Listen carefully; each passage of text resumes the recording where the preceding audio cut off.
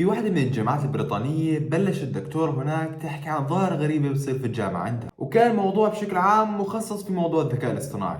في واحدة من الصحائف حكت انه هاي الدكتورة طلعت وحكت انه في واحد من طلابها الموجودين انقطع عن الدوام في الكورسات تبعتها او بشكل عام المحاضرات، وكان بالنسبة لها من احسن الطلاب الموجودين وضل يعمل على البحث تبعه 3 سنين كاملات، ويعني مش ضايل له غير سنة وبياخذ الدرجة واموره تمام وبيطلع وخلص بروح يشتغل. ولما دورت على الموضوع عرفت انه هذا الولد راح ماخذ عرض من شركة ابل وبيعطوه راتب مكون من 6 ارقام، يعني فوق المليون، متخيل؟ فإشي مش طبيعي، وهذا الرقم اكيد لو اي حدا بيعطوه اياه راح يتخلى عن الجامعة كلها وخلص بروح يشتغل احسن له. هسه بتقول لي يعني اشي عادي، واحد اجى عرض من شركة ابل ومصاري كثير فخلص راح يقبله اموره تمام. وين الغريب في الموضوع؟ النقطة هون انه هاي مش شغلة اول مرة بتصير، لا صارت ظاهرة وبتصير في اكثر الجامعات الكبيرة وبشكل عام مخصص في موضوع علوم الكمبيوتر وكمان الذكاء الاصطناعي. النقطة هون شركات كبيرة زي جوجل ابل والشركات الثانية بلشت تدور على هذول الناس اللي حرفيا عندهم معلومات جدا كبيرة وبلشوا في الموضوع وبلشت تعطيهم مصاري كثير وتقول لهم تعالوا اشتغلوا معنا. فهاي النقطة هون خلت الدول الكبيرة تصير بينها مشاكل على اساس انكم تاخذوا الطلاب من عندنا وتخليهم يشتغلوا عندكم. والنقطة هون هذا الشيء صار كثير كثير مهم وضروري في شركات كبيرة وخصوصا الشركات اللي شغالة على موضوع الذكاء الاصطناعي. فايش قصة حرب مواهب هاي اللي بتصير وكيف شركة اوبن اي اي صارت اقوى من جوجل، وكيف كمان قصة حرب مواهب هاي عاملة مشكلة للصينيين بطريقة كثير كبيرة، وايش هي الارقام والتوقعات عن الذكاء الاصطناعي راح يصير في الوقت الجاي. والنقطة هون الأهم ايش هي ظاهرة لما يجوا يختطفوا هذول الطلاب من الجامعات ويبلشوا يشغلوهم معهم مصاري جدا كبيرة، ايش راح يصير بهاي النقطة؟ فبدون اي تاخير خلينا نحكي عن الموضوع اكثر. في نقطة بلشوا يحكوا فيها الناس، في شخص كثير كبير حكاها،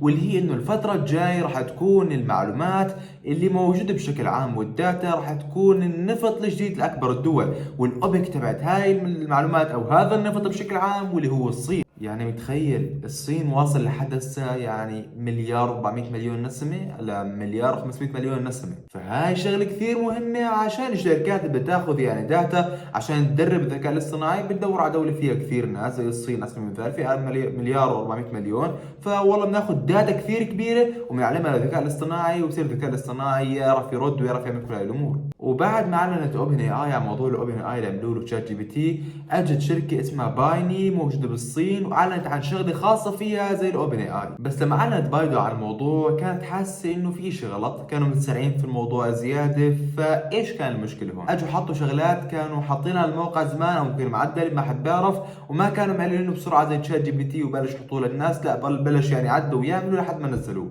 النقطه هون انه مش بس كميه البيانات الكثيره هو السبب في تفوق الشركه هاي، فمن اهم هاي الشغلات واللي هي المواهب، مواهب الناس اللي طورت ودربت الذكاء الاصطناعي على الداتا الموجودة عندها، وهي مشكلة كثير كبيرة. والنقطة هون انه الصين من اكثر الدول عندها نقص في مطورين الذكاء الاصطناعي واللي عندهم خبرة في جمع الداتا والامور هاي. يعني 88% من حملة اوراق وشهادات الذكاء الاصطناعي كله بيدي فيهم الحال وبروح على امريكا، والصين بتاخذ 10% بس وال2% بتقسموا على باقي الدول. يعني بشكل عام بلش الصين يدوروا على المواهب برا البلد، وين رحتوا انتوا؟ ليش هربتوا؟ فانا مدور عليكم. فطلعوا اشي اسمه 1000 موهبة، وبشكل عام صينيين مش صينيين بدهم اياهم، ولكن الامريكان واقفينهم بالمرصاد بده يصيروا احسن منا ومش عارف ايش، فتعالوا وطبقوا شوية قوانين انه ما تروح المواهب من امريكا للصين حتى لو كان موجودين صينيين في امريكا. طيب النقطة هون هاي بشكل عام زي حرب مواهب بين بعضها بين الدول. يعني هسا النقطة هون في حرب المواهب بين الشركات مش بين الدول، واكثر شيء باين عنا واللي هو جوجل واوبن اي اي. السؤال هون كيف شركة اوبن اي متفوقة على شركة جوجل بالفترة الحالية؟ السؤال هون انه شركة اوبن اي لا عندها الميزانيات ولا عدد الموظفين ولا الاماكن ولا المساحات ولا الداتا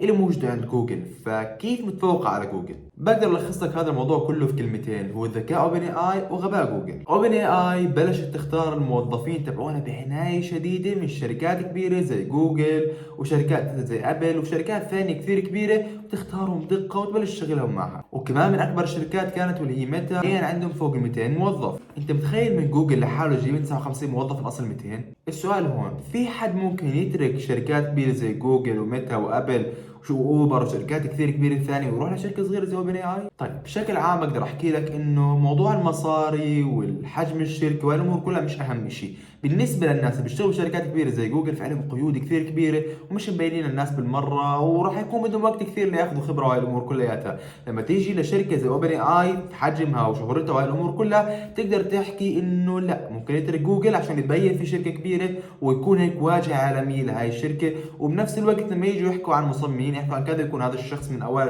الاشخاص الموجودين. ومن الامور هاي انه جوجل مستحيل تقدر تقدم شيء فيه اي غلط، فهاي نقطه كثير كبيره.